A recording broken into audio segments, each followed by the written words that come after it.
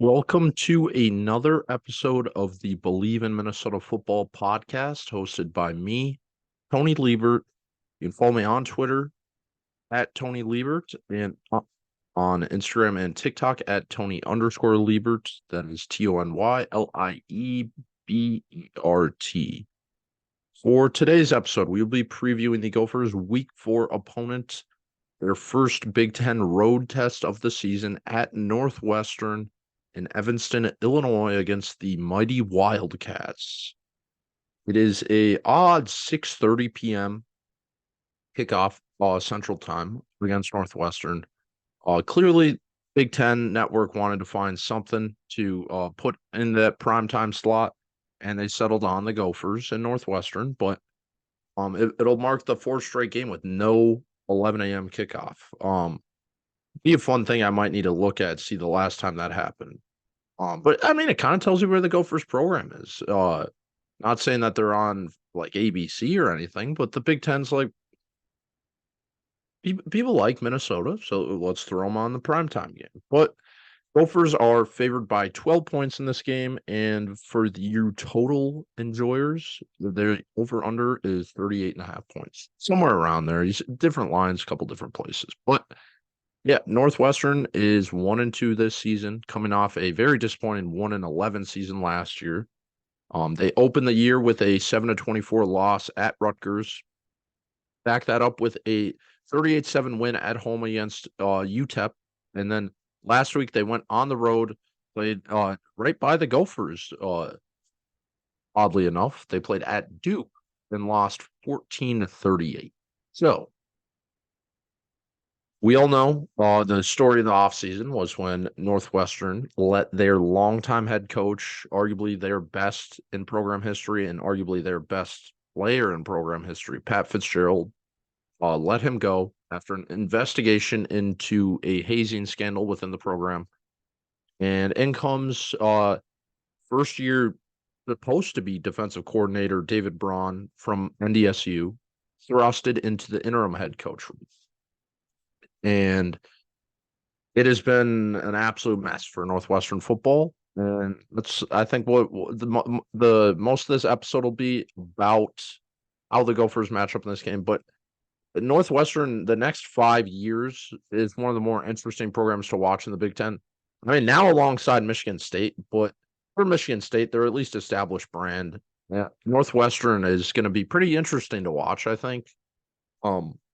Yeah, but in this game, they might have one of the worst rosters in the Big Ten. Get into that in a little bit, but their best players, Bryce Gallagher, inside linebacker, performed pretty well this year. QB Ben Bryant, transfer from Cincinnati, another stop at Eastern Michigan in there. Defensive tackle Carmine Stone, NFL potential. Cam Porter, running back, not to the level of running backs that Northwestern's had, but still a exciting player nonetheless. And Rod Hurd the second at cornerback, who's a very talented player that has some NFL potential. But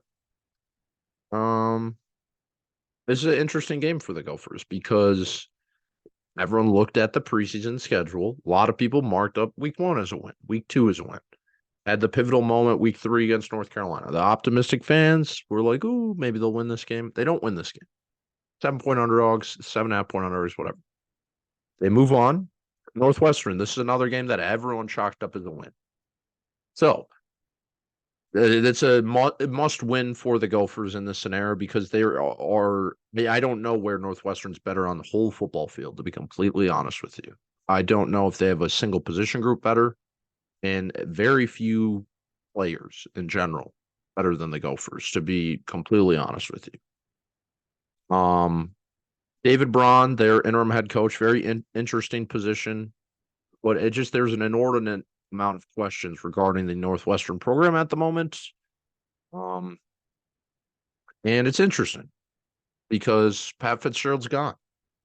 He put their program in a place that it had never been before. He had coached them to the majority of their bowl games, multiple Big Ten championship game appearances, and then But it was so interesting because they were coming off a really bad 2-year stretch of a 4-20 record, and a lot of people were like, Northwestern can't fire Pat Fitzgerald.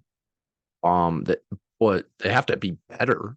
So it was an interesting thing around the program. And then the story comes out and they're like, well, now we have to fire. So that made it very interesting. And that's why this program's in such an interesting spot because they were really bad last year. Their only win was week 0 versus Nebraska in Dublin.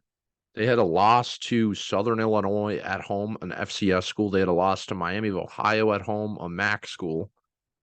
And it didn't have a single other Big Ten win over that Nebraska, other than that Nebraska one.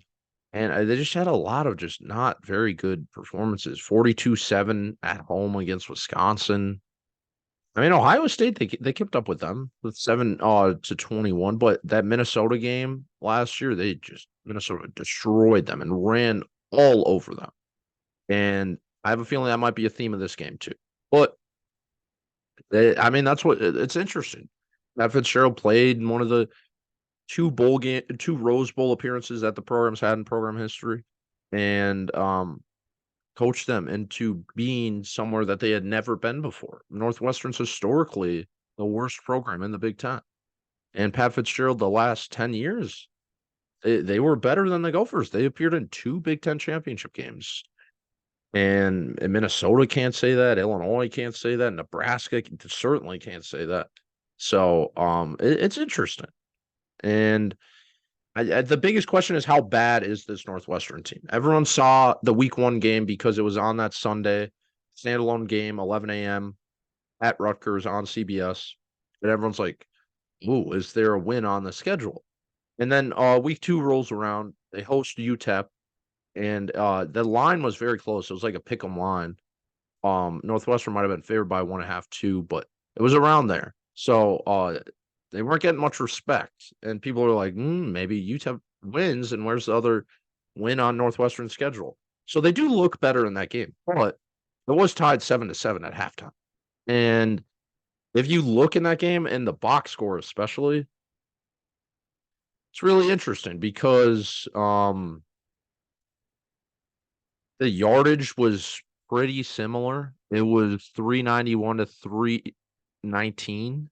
And the major reason why the score differential was so big was because half open, Northwestern went down the field, scored, got a turnover, scored again. So then it was 21-7, just like that.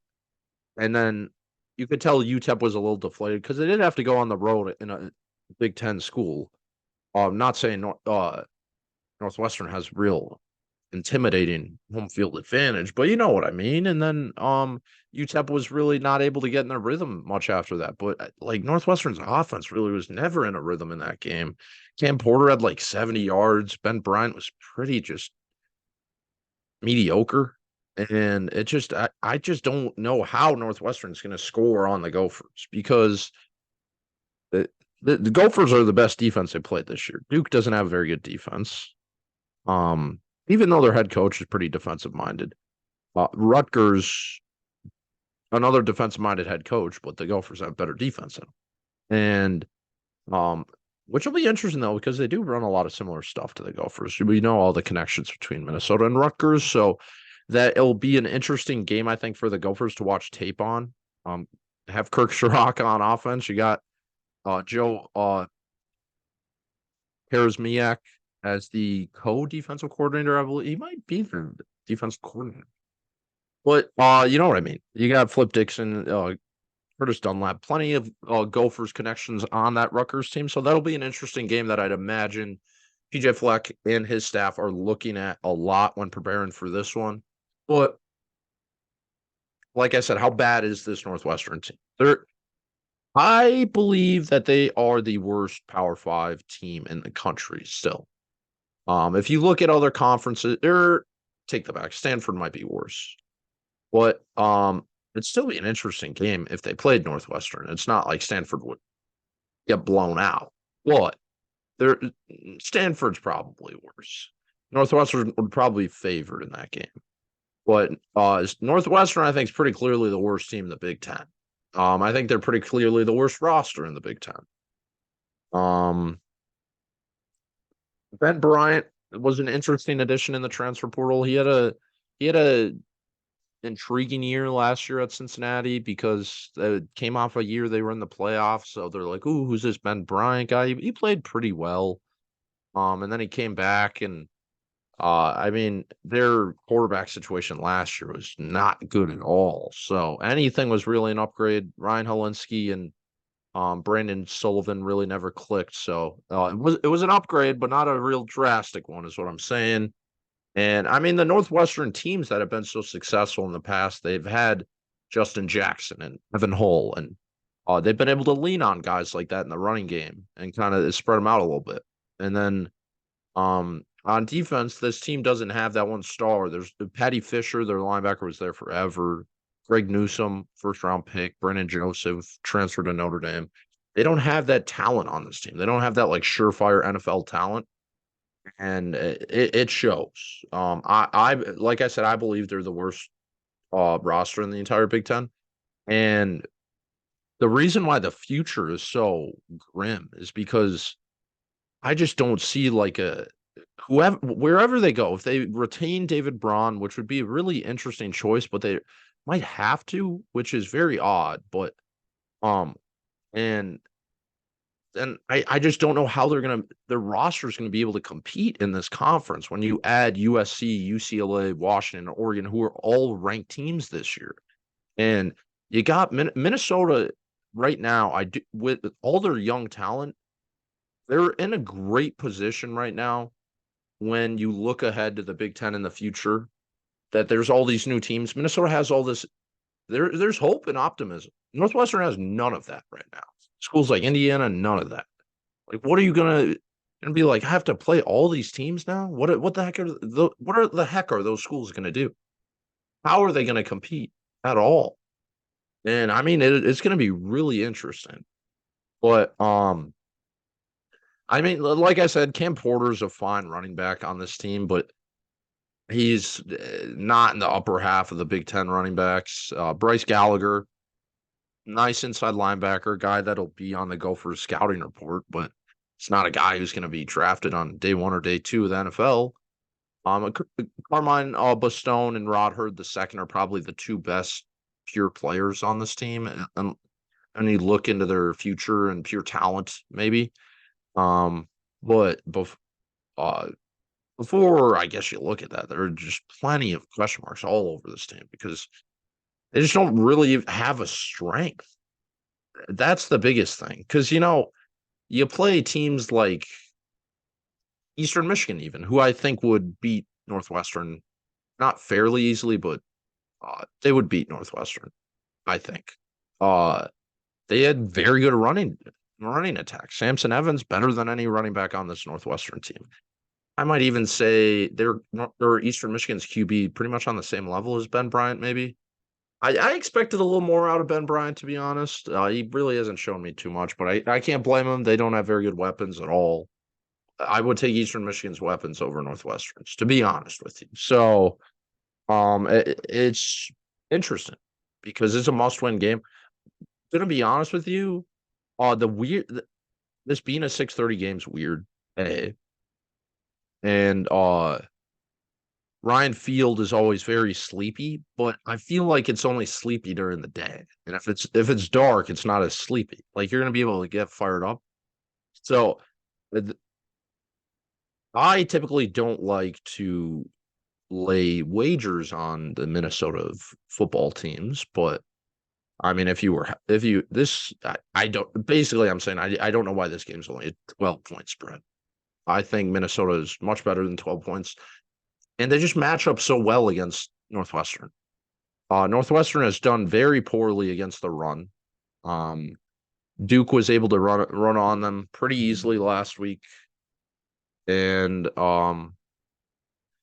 it's just interesting because I mean, I guess before we get into a huge breakdown of where the Gophers have advantages, another really interesting thing about Northwestern is Ryan Field's expected to go through a near $800 million renovation in the near future, confirmed and everything. So they were supposed to enter kind of this new modern age of Northwestern football that they're like, oh, we've won for at least a couple years now. We're gonna start competing with other people. But then poof, it's all gone. Like I don't know where they go from here.